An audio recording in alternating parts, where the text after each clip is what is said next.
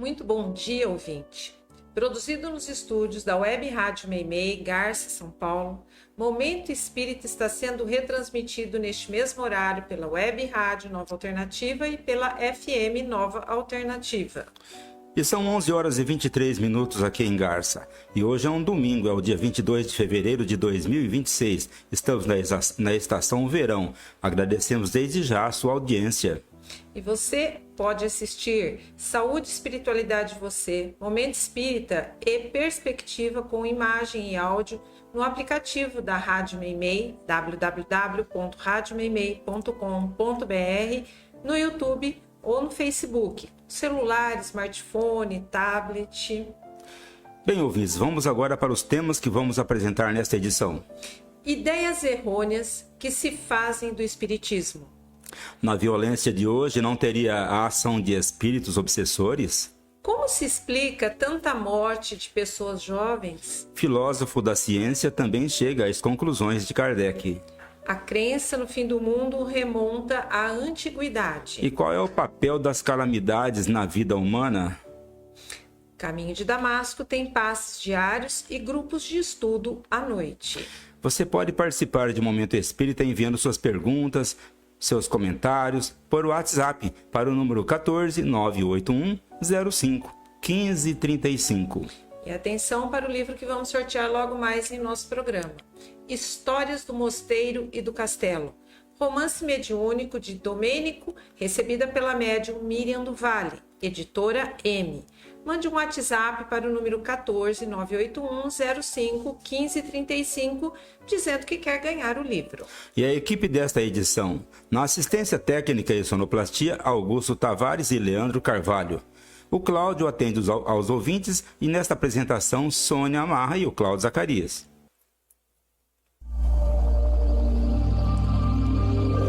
Momento Espírita. Um tempo de paz.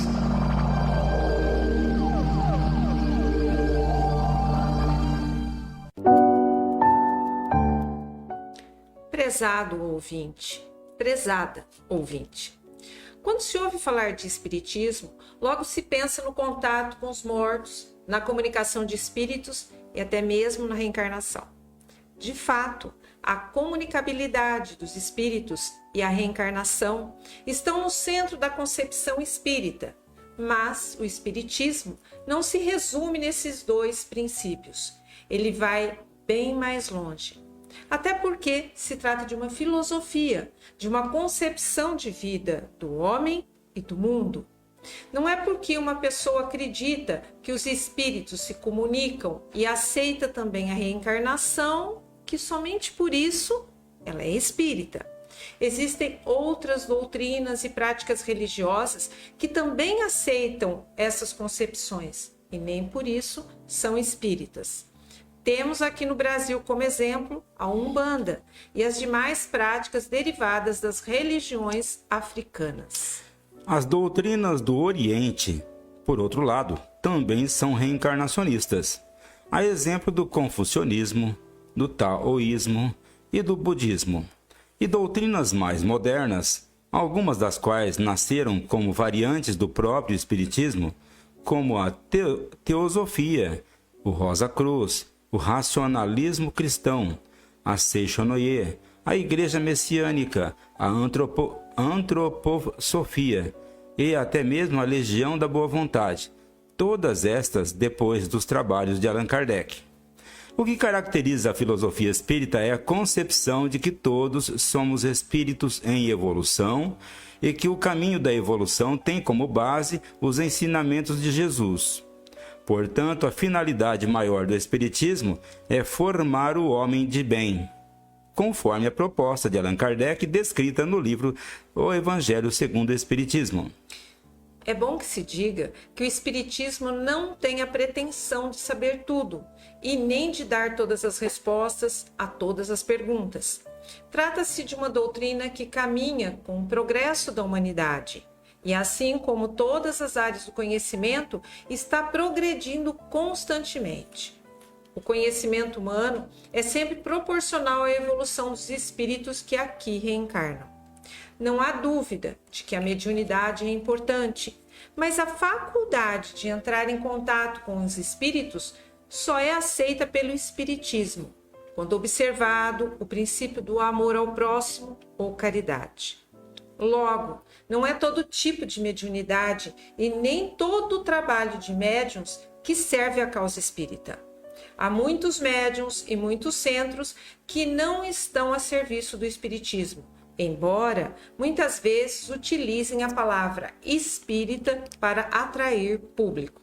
Vários desses grupos atuam tão somente no interesse próprio, principalmente aqueles grupos que prometem muito, cobram pelas consultas ou aceitam dinheiro ou objetos como retribuição ao serviço.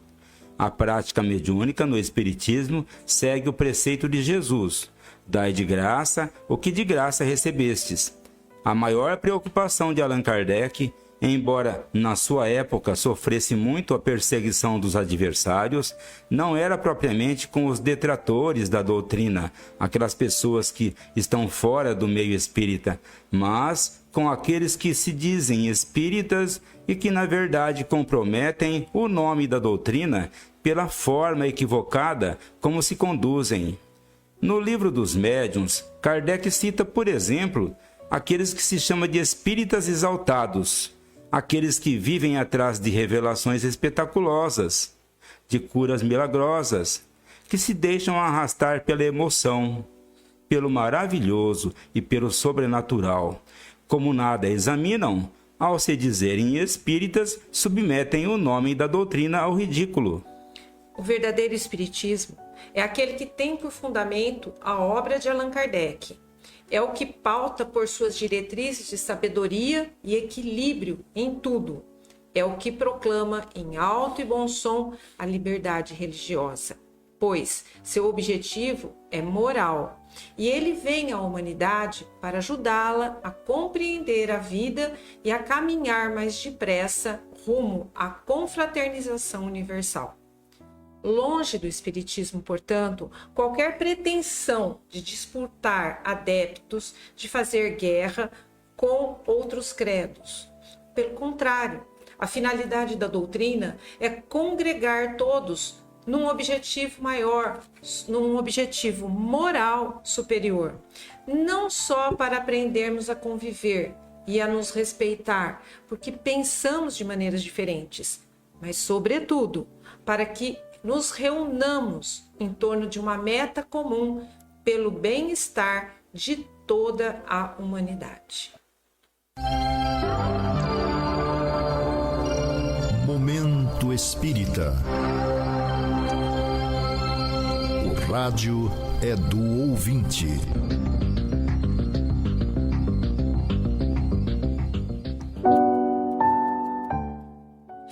Comentávamos a respeito da onda de violência que vem ocorrendo no mundo, principalmente a violência desenfreada das cidades em que a mulher tem sido a principal vítima.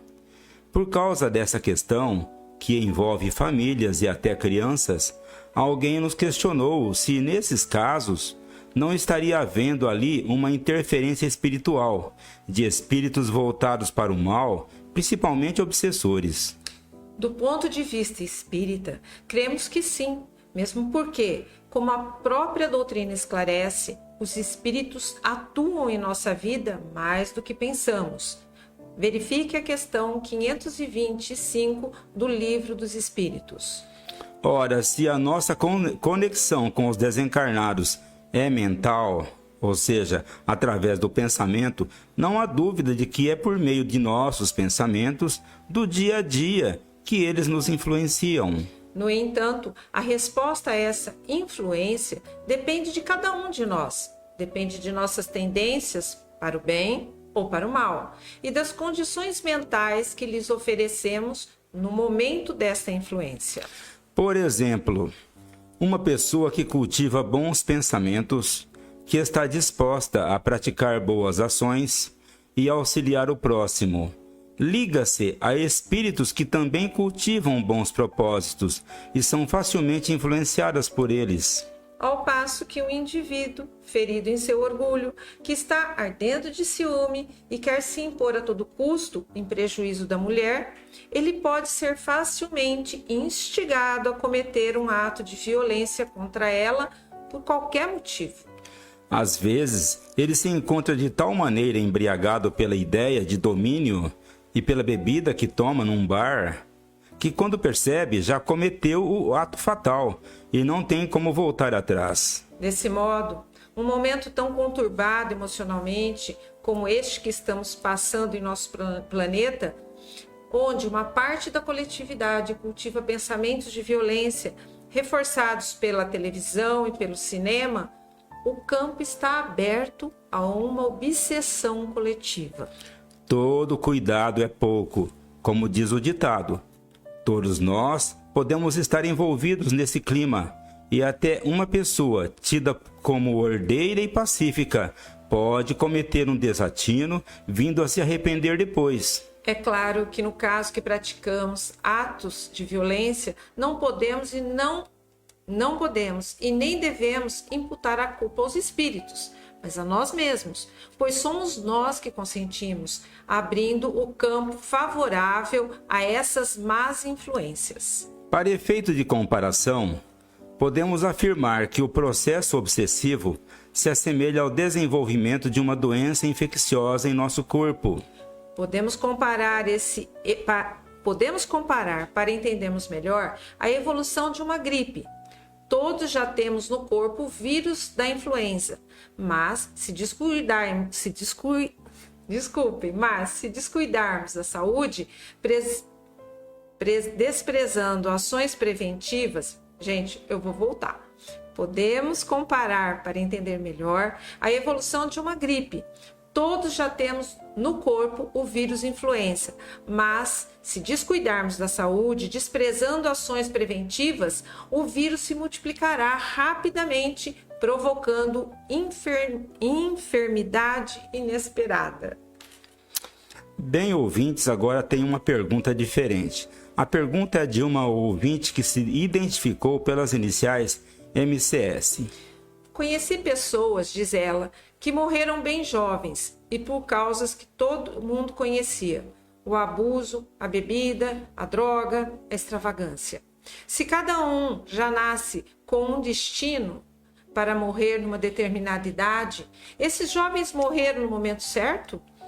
Essa crença de que toda morte se dá no momento certo não existe no Espiritismo, prezado ouvinte. Além do mais, mesmo que a encarnação esteja planejada, isso não quer dizer que ela vai ser plenamente cumprida. Aqui entra um fator poderoso que é o livre-arbítrio. Cada um é senhor de suas escolhas e responsável por elas. É claro que existem as encarnações muito curtas, mas a maioria delas, em nossos dias, não estariam entre elas. A responsabilidade sobre a reencarnação corre primeiramente por conta da família, no que se refere principalmente aos primeiros anos de vida. Mas corre, a maior parte das vezes, pelo próprio espírito. Cada um é responsável por si mesmo, pela sua saúde, pelo seu bem-estar, pela duração de sua vida. Quando a pessoa se deixa levar pelo abuso, utilizando fumo, drogas e álcool para fugir de seus problemas, ela acaba sendo responsável pela sua morte prematura. E neste caso, sem querer morrer, ela age como um suicida inconsciente, que brinca com seu destino e abusa de sua vida, assumindo o risco de se matar. A perda de uma vida pela irresponsabilidade lhe custará caro, pois se trata de uma grande oportunidade jogada fora. Certamente, um dia ela voltará para cobrir o prejuízo e recuperar o tempo perdido.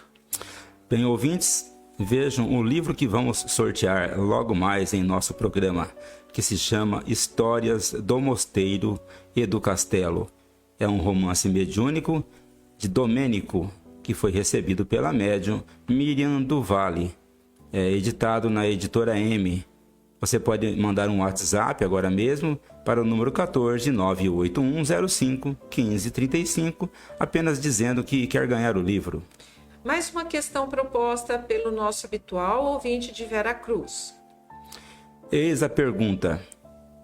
A ciência hoje enfrenta o chamado problema difícil da consciência. Um termo cunhado por David Chalmers, a maior autoridade mundial no assunto. Chalmers admite que por mais que estudem o cérebro, a ciência não consegue explicar como a matéria física vira pensamento e sentimento. E continua o ouvinte. Ele confessa que o eu é um mistério que a carne sozinha não resolve. Pergunta: isso não prova que Allan Kardec estava certíssimo quando disse que o espírito é um princípio independente da matéria? E o ouvinte conclui: diante desse impasse da ciência moderna, não seria este o momento de o espiritismo ser finalmente reconhecido como uma verdade factual? O espírito não é a peça que faltava para a ciência do futuro? Conforme já falamos neste programa, a existência do espírito como base da consciência, conforme ela vem sendo tratada até hoje, é mais uma questão de preconceito do que de ciência. É bem possível que a questão não seja apenas de preconceito, e que o fator econômico seja preponderante para determinar o rumo que a ciência vem tomando. Chalmers, que é um filósofo da ciência, estudiosos da mente, consegue ver essa questão de um ângulo mais amplo, como Kardec, além do experimento científico dos neurocientistas para concluir que o cérebro, por si só, não pode produzir o pensamento. Os cientistas negacionistas, por outro lado, querem reduzir o pensamento a um mero produto da fisiologia cerebral, como se o pensamento se ocupasse apenas de memória e raciocínio, com o que a inteligência artificial pode trabalhar até melhor que nós. O pensamento é muito mais que isso. Mas, quando se trata de sentimento, a atuação do cérebro é limitada. Não vai além da intermediação dos neurotransmissores que oferecem condições para manifestar as emoções. A ciência, com sua metodologia e concepção de mundo, não vai além. Toma os efeitos como causa. É preciso se ampliar o conceito de realidade e ouvir o que os filósofos da ciência, como Chalmers, estão dizendo. Perguntamos: quem vai conseguir fazer isso? Porque, se assim for, talvez a ciência da mente venha a tomar outro rumo e, no futuro, vencendo o preconceito e os interesses econômicos, ela venha a reformular seus métodos em busca da verdade. De qualquer forma, prezado ouvinte, precisamos lembrar de uma coisa: é a visão dominante da comunidade científica e outra, a dos filósofos da ciência como Chalmers. A crença no fim do mundo é o nosso tema de hoje. Você com certeza já ouviu falar em fim do mundo, pois essa expressão é muito antiga. Ela se perde no caminhar dos séculos. Antes de Jesus e principalmente depois dele, sempre houve quem anunciasse o fim do mundo. Essa concepção em geral está ligada a certas crenças religiosas, até mesmo de religiões pagãs, que antecederam o cristianismo. Por outro lado, muitos cristãos esperam ainda o fim do mundo por causa de uma profecia atribuída a Jesus. Conta-se que já era madrugada, há muitos anos atrás, quando Chico Xavier, extremamente cansado, após atender uma multidão naquela noite, recolheu-se para descansar. Isso foi em Pedro Leopoldo, antes do Chico vir para Uberaba. Afinal, faltavam algumas horas para encerrar o serviço na fazenda modelo onde ele trabalhava.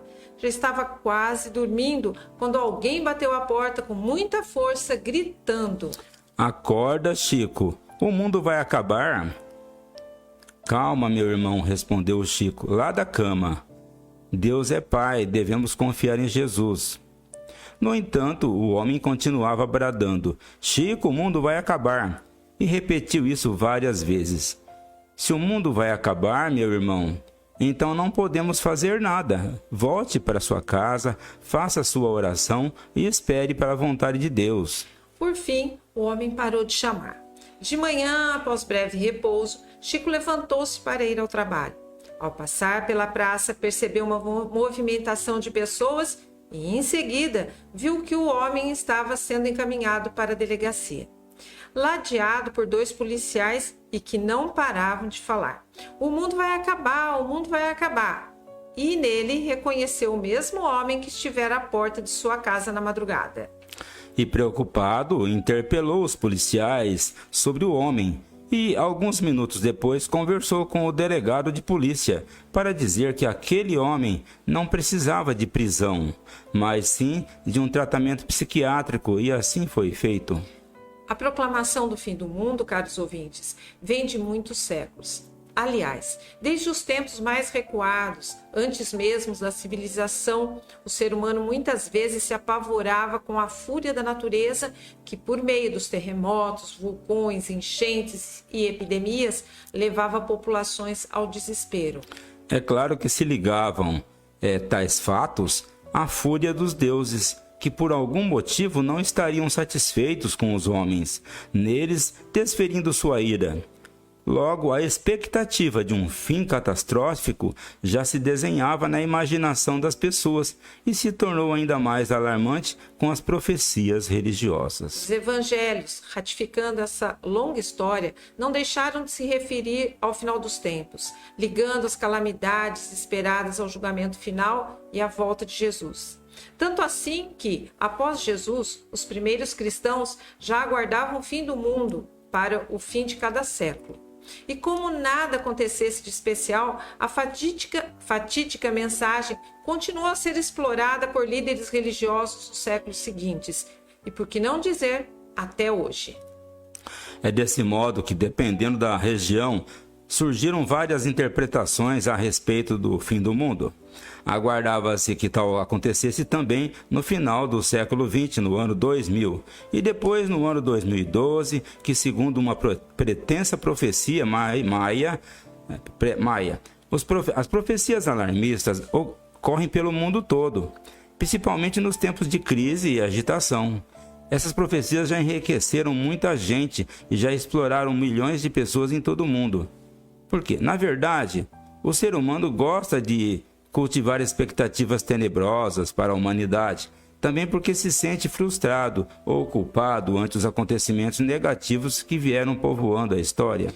Quando Allan Kardec, a partir da questão 868 do Livro dos Espíritos, perguntou aos instrutores sobre revelação do futuro, eles se mostraram bastante cautelosos em suas respostas, afirmando que se o homem conhecesse o futuro, negligenciaria o presente. No entanto, devido ao nosso baixo nível de compreensão, o conhecimento do futuro exerce sobre nós um grande fascínio, e dessa tendência muitos se valem para explorar a boa-fé das pessoas que, contraditoriamente, querem saber de seu futuro, sem resolver seus problemas presentes. Eis o que diz Allan Kardec no livro A Gênese, sobre predições de certos espíritos que se põem a fazer revelações. E assim diz: as predições circunstanciadas não podem oferecer certeza e não devem ser aceitas senão como probabilidades, mesmo quando não tragam cunho que as torne legitimamente suspeitas.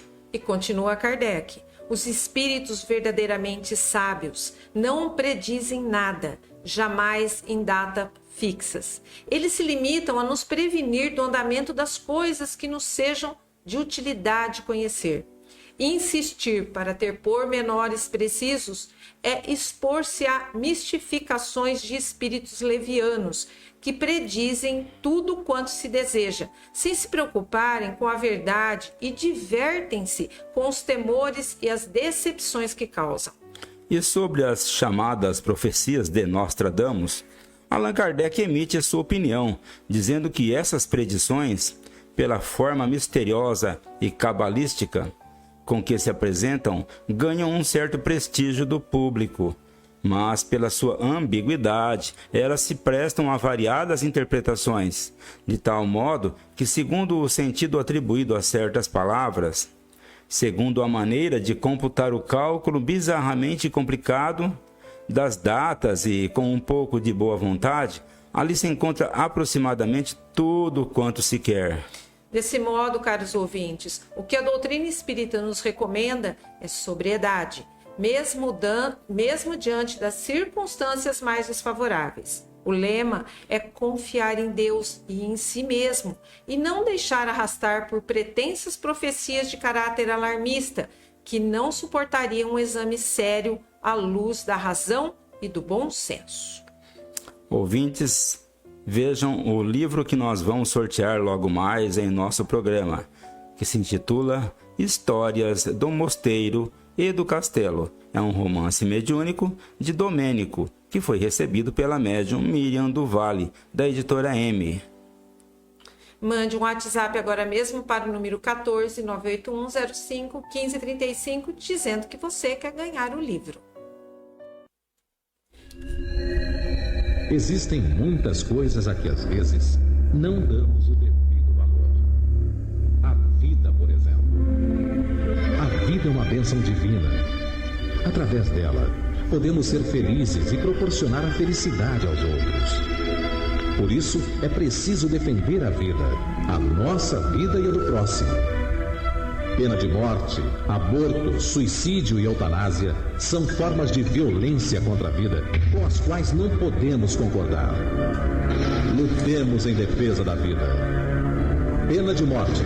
Um crime não justifica outro crime. Diga não. Suicídio. Um gesto infeliz. Dê uma chance a você mesmo. Existe sempre alguém para ajudá-lo. Aborto, um ato de covardia. A vítima não pode defender-se. Eutanásia, uma ação criminosa. Com confiança em Deus e o firme desejo de obedecer suas leis, a vida terá outro sentido. Mensagem em defesa da vida. Apoio. Federação Espírita Brasileira.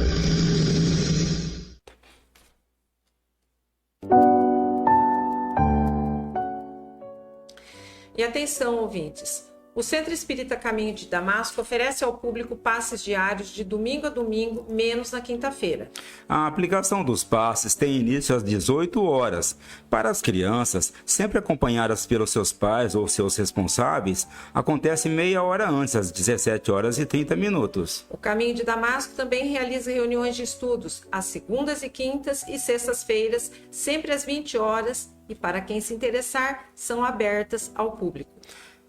Às segundas-feiras, nós estudamos o Livro dos Espíritos. Nas quintas-feiras, é o estudo do Evangelho segundo o Espiritismo. Nas sextas-feiras, leitura e discussão do livro Libertação, de André Luiz, recebido por Chico Xavier. E atenção, pais! A evangelização infanto-juvenil e as reuniões de mocidade no Lar Meimei acontecem no prédio do Lar Meimei todo domingo a partir das 9h45. Lá às 10 horas da manhã no domingo também contamos com um grupo de adultos lendo e discutindo o Livro dos Espíritos. Essa roda de conversa está aberta a quem se interessar. A entrada é livre. Prezado ouvinte, acompanhe a programação da Web Rádio Meimei 24 horas no ar, sintonizada em você, uma rádio espírita voltada para os temas fundamentais da vida. Não perca especialmente a programação de domingo a partir das 8 horas da manhã. Programas Sementinhas do Amanhã, voltada para a formação espiritual da criança, às 9 horas. Às 10 horas, Animais Nossos Irmãos com Vanderli do Carmo Rodrigues, que aborda a questão da espiritualidade dos animais. Às 11 horas, o programa Saúde, Espiritualidade e Você, com o médico Ricardo Cavalcante, com áudio e imagem. Às 11h20 também, com áudio e imagem, Momento Espírita, o segundo programa espírita mais antigo do Brasil. São 53 anos no ar. Agora, já ao meio-dia, Perspectiva, com os temas atuais, sob a ótica espírita, comentando ali as notícias publicadas pela mídia, também em áudio e vídeo. Das 11 às 13 horas, os programas da Rádio Meimei também são transmitidos pela Web Rádio Nova Alternativa e pela Rádio Alternativa FM 870 kHz. Momento Espírita. Mensagem para a nova era. Conhecendo a doutrina espírita, calamidades. Se tudo o que acontece é da vontade de Deus, se suas leis são perfeitas, então os desastres que acontecem no mundo são necessários. Questões como esta surgem toda vez que uma tragédia de grandes proporções acontece no mundo, e há quem acredita que se trata de um castigo de Deus, como se Deus estivesse usando o seu poder para esmagar-o e nos fazer sofrer. Pobres seres mortais que somos, esmagados por um ser de infinito poder. Essa crença na vingança divina deriva das religiões pagãs e de alguns mitos que se encontram na Bíblia, como o dilúvio, por exemplo, que teria sido uma forma com que Deus pretendeu destruir o homem ou castigar a humanidade. Mas essa ideia é absurda do ponto de vista lógico, se considerarmos que Deus, sendo todo-poderoso e ao mesmo tempo bom e misericordioso, como disse Jesus. Além do mais, não há lógica em se acreditar que Ele, na sua infinita grandeza, estaria querendo medir forças com o pobre ser humano, tão pequeno e frágil. O Espiritismo retoma essa questão de um ponto de vista racional, mostrando que, na verdade, esses fatos naturais concorrem para o nosso crescimento espiritual, mesmo que nos custem a vida e os sacrifícios decorrentes das calamidades. Eles não existem para nos prejudicar.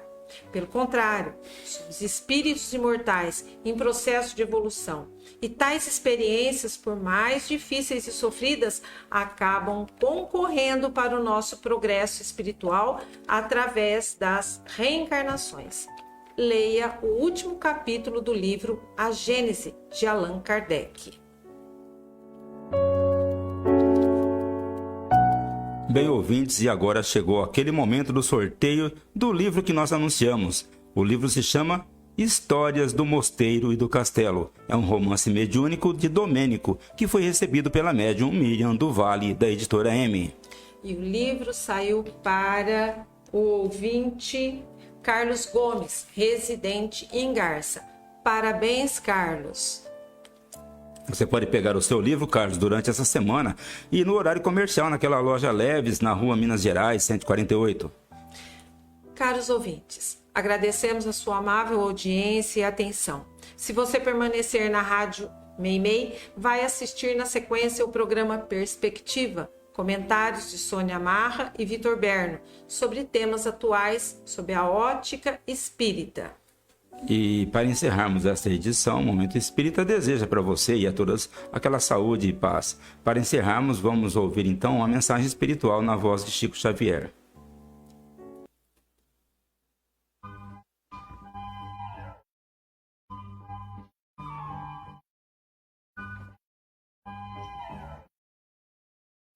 Se puseres amor no tempo que Deus te reserva, nunca te sentirás sob o domínio do tédio ou do desânimo, porque as tuas horas se converterão em prazer de servir.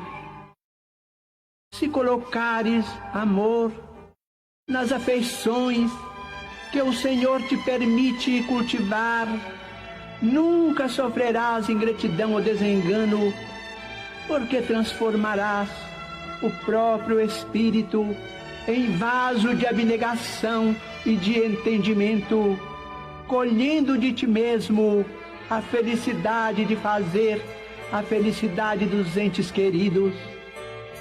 Se cultivares amor na execução do dever que a divina providência te atribui, nunca experimentarás cansaço ou desalento, porque o trabalho se te fará fonte de alegria na alegria de ser útil.